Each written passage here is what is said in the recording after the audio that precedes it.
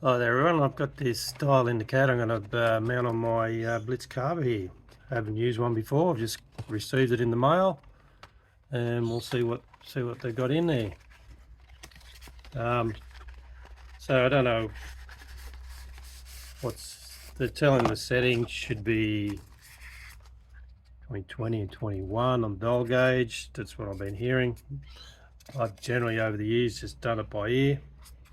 So in the box, dial indicator, the little block, it's probably screws into the side of the carby, Allen key and a couple of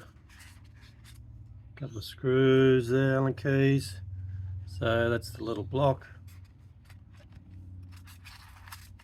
dial indicator, pretty straight, looks like a standard kind of dial indicator, and an Allen key, 4mm Allen key I'd say. So the blitz carb, there it is. Make sure the slides in the carb. Make sure it's hooked up to the cable there. I've got it hooked up to the handpiece there. Just make sure it's fully shut, the slide. You can tell when it's fully shut, it's right down the bottom there. On the side of your carb, you've got that little panel here, 2 screws on it. Just remove it, put it to the side.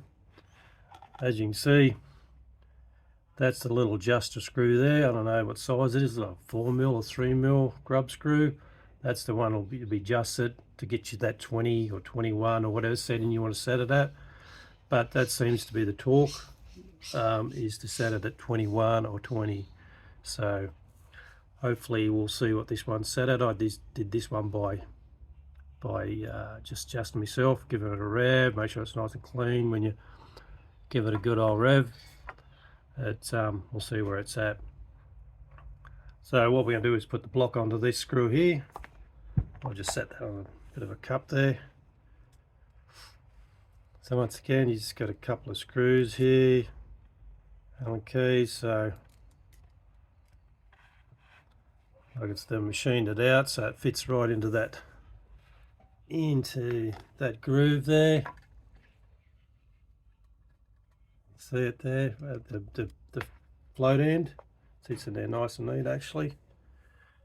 Get the screw, get yourself an Allen key. It's a little bit fiddly, but it's all right. Make sure it fits in there nice and snug.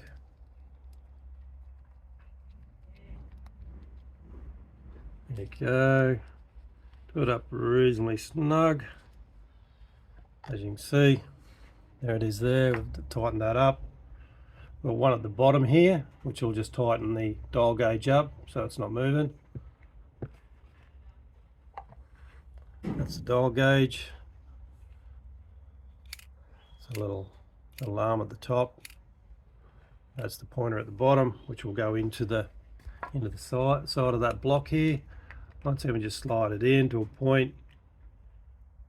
So there's a little bit new, so it's going to be a little bit stiff. I might just back that screw off a bit more under there.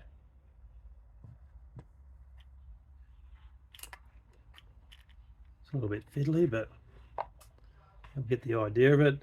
Once again, don't force it all the way down, just bring it in about 5mm. You basically just want that to go up and down when you pull that out. Pull it out. Once you get that spot there, just get your Allen key, just nip that up.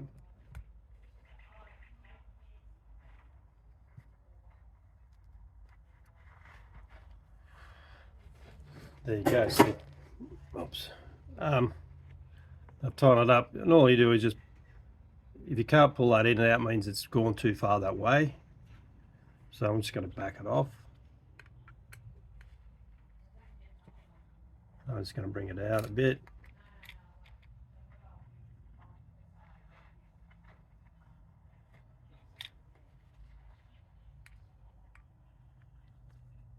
Tighten that up. See, what you need to do is make sure you can pull that out and just releases, because that dial gauge indicator, it's touching that little roller inside there, and that's what you want. It's saying to set it because what you're going to do is you're actually going to push this in this time, not pull it out. So I'm going to set the dial gauge at 20 because this one's a little bit backwards here. So I'm expecting that red dial gauge to go around to whatever. There you go. So pushing that in, that tells me that's 21.5. Once again, probably do it a couple of times so you can get a kind of a roundabout number. Make sure you got your glasses on if you need your glasses. I was going to set that again, give it a push. That's about 20.5. Release, 20.5. You keep doing it, probably do it randomly, so you can do it out of 5 times and where you reckon it's going to be. So it's going to be roughly 20.5, somewhere around there, 20.5 mil. So I want to set it about, I reckon 21.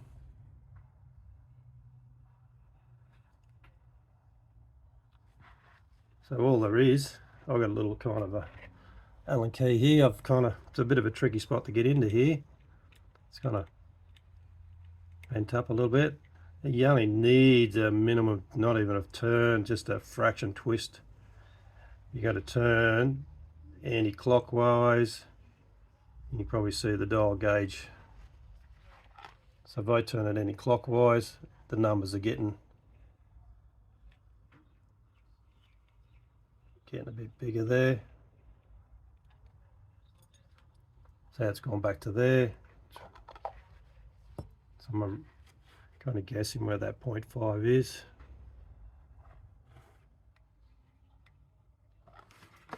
As you can see, it's gone kind of like 22.5, so I've gone too far.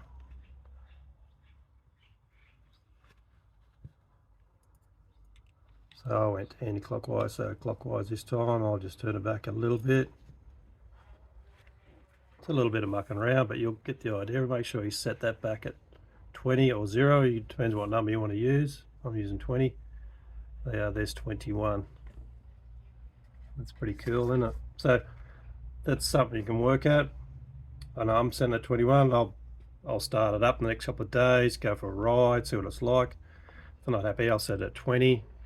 Do a couple of random ones and see what works the best. Yep. Kind of do it a couple more times. Even then, it's kind of giving me a reading just under 21.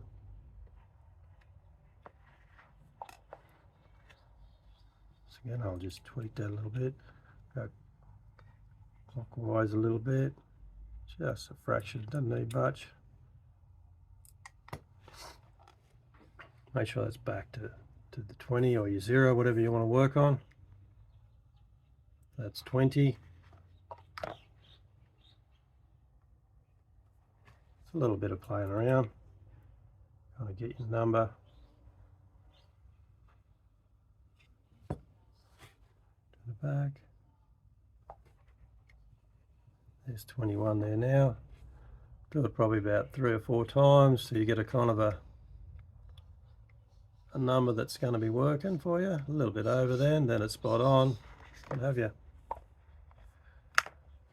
Sometimes you'll see it come back, it's not quite on 20. Give the throttle a bit of a blitz in and out. Not full throttle, just give it a bit, readjust it again.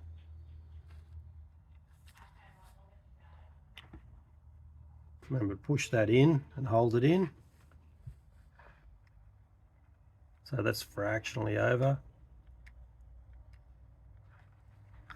Funny is you give the throttle a bit of a blitz and it changes. So that's a couple of. So that's telling me that's nearly 21 now, which is good.